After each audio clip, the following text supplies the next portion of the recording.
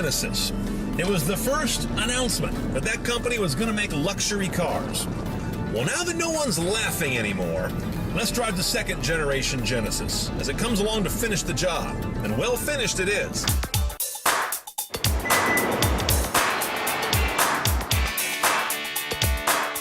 Unless you eat a lot of carrots, you might never know this is a Hyundai. It barely says so anywhere, and where it does, in very small type.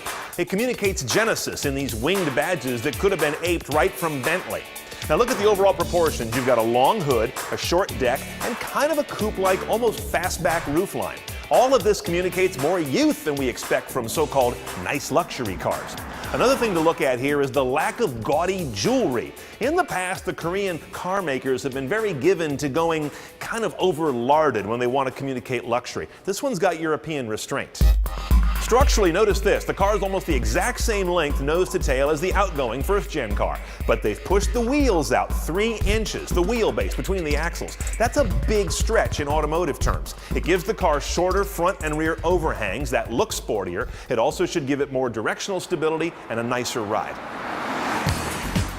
Now, the first thing I notice inside this Genesis is how handsome it is. That restraint I talked about on the exterior carries over inside. It's got a lot of Kia DNA. Kia's always been more of your sort of Dwell magazine, Herman Miller Knoll look, and Hyundai was always a little bit fuddy-duddy. Not anymore. The sole concession might be this clock, but even that's been modernized nicely.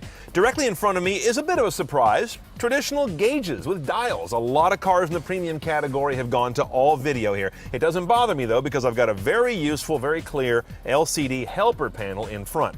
Now the main LCD is of course this guy. This is an upgraded head unit, by the way. There are 2 levels of navigation head unit. This larger one is a 720p high-def 9.2-inch LCD. It is a touchscreen, but I almost hate to touch it. It does show fingerprints very readily. Instead, you've got the Hyundai controller that is along the lines of what many other car makers have. Navigation's a good system. We've seen this basically before in Hyundais. I like the fact that it's well rendered, it's very clean. When you do hit one of these menus, things happen right away. Fast touch response. Now your media controls are all up here. A quick look, basically everything you need is in there. AM and FM with HD radio. Satellite radio is well done. This is a full implementation of satellite radio, which includes pause and restart, so it'll buffer your show if you need to pause it for a moment. Also, you can set up a favorites, sort of a hunt list. So if you want to be alerted anytime Rod Stewart is playing on any satellite radio channel and tuned to it, you can enter things like that. You can get your Genesis with built-in SoundHound, that app you may have used on your phone to figure out what song you're hearing. But oddly, it's only available on the base head unit in this car, not our upgraded one. Now let's go to BlueLink. BlueLink used to be Hyundai's basically version of OnStar. A lot of find your car, crash notification stuff. It's getting more interesting though. You now can search for destinations live on the air via Google. Do an internet search and then say take me there. That's a trick that pretty much the Germans had to themselves until recently. You've got send to car, of course, from your Google navigation, and then the usual diagnostics and such.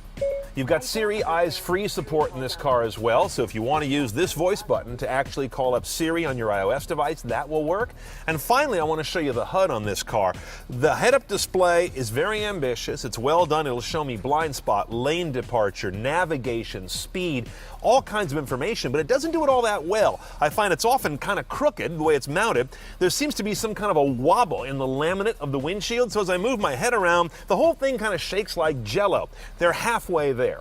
Oh, by the way, this vehicle supports Google Glass for some basic functions like being able to find your car, send a POI from Glass to your car, be able to handle things like status checks of whether it's locked or unlocked. It's the first car maker we know of to do that on the market. All Genesis, if that's the right phrase, have a single transmission choice. 8-speed automatic through a very classic PRND gate, a shiftable side over here, paddles on the wheel. There's one little buried button right here. When you press this, you can go between an eco mode, a sport mode, a normal mode, and you can also get into a snow mode with this vehicle. Rear cam is standard on this car, unlike some expensive German cars I could mention, and it has 2 views. You've got your standard view like so, with trajectory prediction, and a top view that lets you look straight down and really get that last inch figured out. It's good quality, not the best I've seen. Now up in the engine bay, you can't laugh at Hyundai anymore. They aren't the maker of a bunch of little imbalanced 4s the way they were back in the 90s. This is a beautiful V8, it's their Tau series. It's a 5-liter with direct injection, of course. Continuously variable valve timing, as any modern engine has today, 4 valves per cylinder, dual overhead cam. All the basic tricks are here, but no turbochargers, no superchargers. You don't need that when you've got this kind of displacement. Here's the proof. 420 horse, 383 pound-feet of torque. That's pretty good, even though the car does weigh over 4,500 pounds. It's a pretty big vehicle. Yet 60 comes up in around 5.2 seconds. The downside is you're only going to get 1523 mpg, and part of the issue there is Hyundai has yet to introduce anything like hybridization, auto start-stop, even brake force regeneration. This car basically lets its momentum go.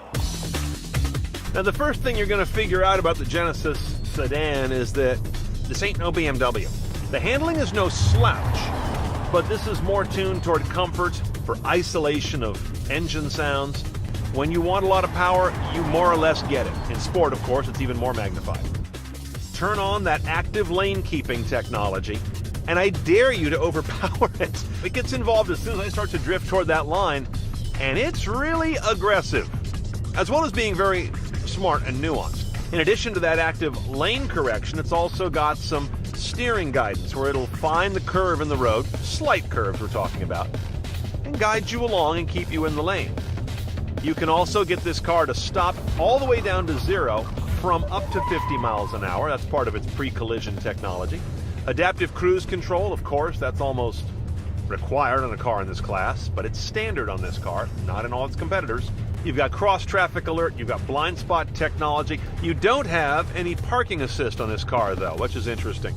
Much as it leaves out things like start, stop, and brake regeneration, it's got some odd holes in its technology lineup. In sum, if I were in the market for a largish imported luxury sedan right now, this is absolutely on the short list, period. Okay, let's price our Genesis sedan. 5.0, the V8's about $52,500 with destination. There's really only one box to tick off to take it fully CNET style, and that's to add the Ultimate package, which costs $32,500. That brings in adaptive suspension, the head-up display that I'm about, premium navigation, which we have, 17-speaker Lexicon audio, and a power trunk opener and closer. Now here's where I'd like to price out the all-wheel drive upgrade, but like with that SoundHound integration, you've got to go downscale to get it. The V6 can have all-wheel drive, the V8 cannot.